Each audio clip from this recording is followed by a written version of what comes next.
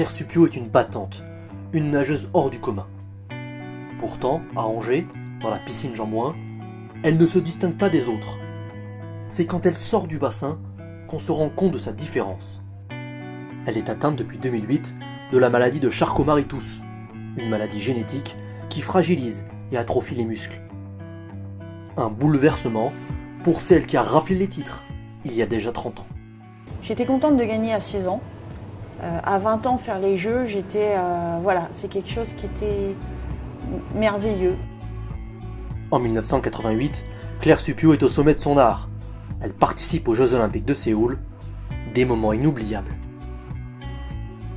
J'ai pas gardé beaucoup de souvenirs, mais ça, en fait, c'était le village olympique en 1988. Et puis ça, c'est la veste de l'équipe de France.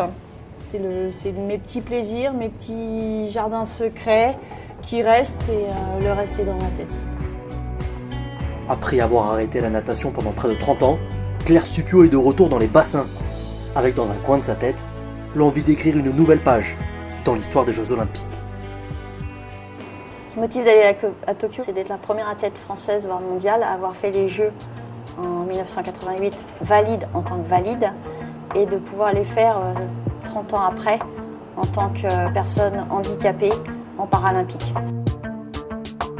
La nageuse met toutes les chances de son côté, avec un programme d'entraînement intensif. 5 fois par semaine, elle enchaîne les longueurs. 6 km par jour, soit 4 heures d'effort. Comme tous les sportifs de haut niveau, le passage à la salle de musculation est primordial. Mais pour Claire, il est obligatoire. Sa maladie génétique, qui touche environ 30 000 personnes en France, ne lui accorde aucun répit. Les efforts qu'elle effectue au quotidien l'aident à atteindre tous ses objectifs, aussi bien en tant que sportive qu'handicapée. Même si mon handicap a évolué, j'ai gagné d'autres choses en fait. J'ai gagné au niveau cardio-ventilatoire, j'ai retrouvé des muscles au niveau des cuisses qui s'étaient endormis, qui pallient justement aux muscles distaux qui me font mal marcher ou que la maladie a évolué. Donc c'est pour ça. Si la préparation physique lui prend la majeure partie de son temps, l'ancienne championne de France sait que le travail mental est tout aussi important. Elle s'est donc entourée de Maxime Baudry, qui l'accompagne dans l'approche mentale. Moi, je me considère un peu comme une épaule vis-à-vis de Claire, c'est-à-dire que Claire va me faire part de ses doutes, de ses craintes.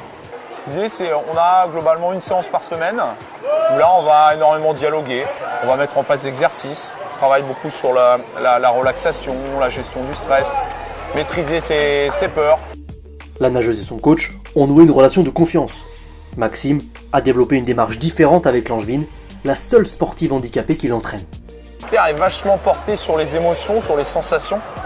Et du coup, mes interventions avec Claire vont vraiment être basées, axées sur ce qu'on va appeler la proprioception, c'est-à-dire être capable de ressentir certaines choses au niveau de la natation. Elle a cette capacité, par exemple, à ressentir le placement d'un bras qui n'est pas dans l'axe du corps.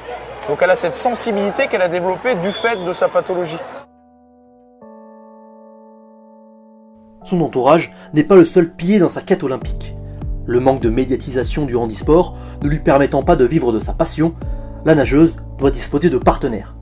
Handy House, agence immobilière angevine spécialisée dans le logement adapté, est fière de l'aider dans son rêve olympique. Je suis complètement admirative de cette carrière-là, de cette volonté de faire, et puis de la difficulté qu'il peut y avoir aussi entre cette notion de professionnel à côté, parce que malheureusement dans le handisport sportif, c'est du bénévolat. J'ai envie de dire, qui c'est qui aujourd'hui le fait avec cette volonté de faire et puis d'avoir envie d'aller jusqu'au bout, de se battre. C'est aussi pour ça qu'Handy House, mais c'est surtout moi dans la décision d'accompagner des sportifs. C'est une petite aide financière, mais qui contribue très certainement avec l'ensemble des partenaires à faire en sorte que on soit nous tous fiers derrière Claire et avoir envie d'accompagner jusqu'au bout. Tous ces efforts semblent avoir déjà porté leurs fruits. Cet été à Dublin, lors des championnats d'Europe de natation handisport, la nageuse angevine a raflé 4 médailles, dont la médaille d'or sur le 50 mètres nage libre. L'objectif olympique n'est plus qu'à quelques longueurs.